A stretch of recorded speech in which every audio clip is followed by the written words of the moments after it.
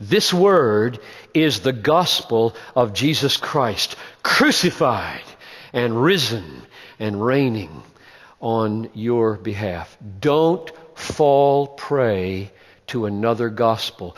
Don't undermine the true gospel by attaching another gospel to it. There is no other gospel, and there is no other path to God or to ultimate well-being than hearing, understanding, and believing the scandalous news of Jesus Christ.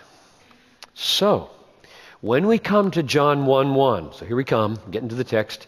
When we come to John 1:1, in the beginning was the Word, and the Word was with God, and the Word was God. We don't stop there and rip it out of context and make it serve mantra. We don't do that. We keep reading to find out, what do you mean? Who are you, Word? And we come to verse 14, which is why I ended the text there. And the Word became flesh and dwelt among us. We have seen His glory, glory as the only Son from the Father, full of grace and truth. That's why the Word can't be a mantra. It became a man. The gospel became a man, and the man became the gospel. He dwelt among us, lived a perfect life, died in our place, bore the wrath of God, rose physically from the dead, comes to us in a historical narrative. Christ comes to you in the gospel. The gospel is the power of God unto salvation. Christ comes to you in the gospel, the story of His saving work, that He died for you, that He rose for you. Our job, hear it, by grace, understand it, receive it, be born again in it, and never, never, never, never, never, by mantras or any other means, try to empty your brain of it. Ever! Empty brains are a big welcome sign for the devil, Jesus said. Sweep the room clean, put nothing in it, 7 demons come back, not one. You think this is small stuff at the YWCA?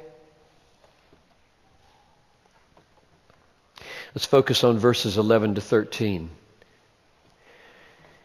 He came to His own, this touchable, seeable flesh. Jesus, He came to His own, and His own people did not receive Him. Don't be among that number in this service. Downtown, south, don't be among that number. Don't you be among that number. He came to His own people did not receive Him, but be among this number. To all who did receive Him, who believed in His name, He gave them the right to become children of God, who were born not of blood, nor of the will of the flesh, nor of the will of man, but of God. The structure of those two verses, 12 and 13, is very similar to 1 Peter 1:22 and 1:23. In verse 12, the right to become a child of God is connected with what? Receiving Him, that is, believing on Him. Said in two ways. Use either one. Receive Him or believe on His name. Same thing, just repetition. So in doing that, you receive the right to become a child of God. You become a child of God. That's very much like verse 22, where we were purified by obedience to the truth. And the purification representing what happens in the new birth, and obedience to the truth was obedience to the gospel, which is faith. So faith and new birth, being a child of God, are connected in verse 12 here, like they were in verse 22 in 1 Peter 1. Then in verse 13, being born again is not connected with the act of believing, but with God's act of begetting. He's mentioned faith and child of God in verse 12. Now he's mentioning born again by God. Born again by God. Who were born again, this is verse 13, not of blood, nor of the will of the flesh, nor of the will of man, but of God. So the emphasis in verse 13 is God did this. And the emphasis of verse 12 is you believe and you receive, and in that you become a child of God. Okay, so same thing we saw last week. There are three negations in verse 13, right? Not of blood, not of the will of the flesh, not of the will of man. Literally, not of will of a male. The word there's not generic man, it's male, like a husband. But the emphasis falls on, but of God. So not those three ways are you born again, but this way. God did this. Will of flesh didn't. Will of man didn't. Blood didn't. God did. That's the emphasis. God does this. But what are those three negations? Why are they there? Why didn't he just be positive and not negate three things? Why didn't he just affirm divine agency in the new birth instead of negating three agencies? What do they mean? What is blood? It's plural, literally. I guess that would sound weird in English, so they didn't do it. Not of bloods. But it helps you understand what it means, because it means two bloodlines, hers and his, mingle in procreation, and you got now this person. That's how you make people, two bloodlines.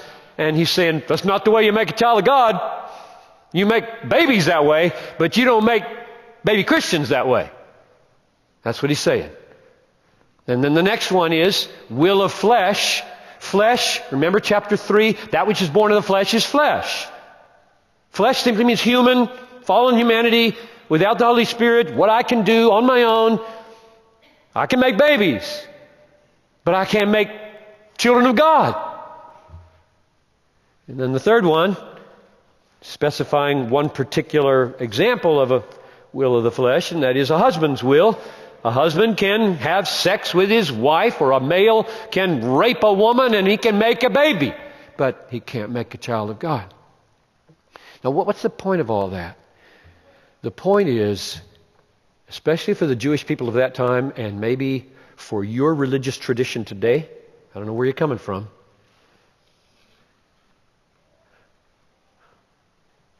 who was involved in your being born the first time is totally irrelevant to your being born the second time.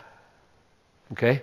I don't care if they're Jewish, Catholic, Lutheran, Baptist, American, Russian, irrelevant. It isn't happening that way. So he's trying to just help free all of us from any notion that you're born into this thing. Like your ethnicity has something to do with it. Or your socioeconomic standing has something to do with it. Or the faith of your parents has something to do with it. Or the fact that you got baptized because you were born into that kind of family has something to do with it. And he's contrasting with all of that human agency, not another better kind of human agency, like not of blood, nor the will of flesh, nor the will of man, but something else you do. No, that's not the contrast. The contrast is no human agency. None. God. But of God. You're born of God. God brings you into being.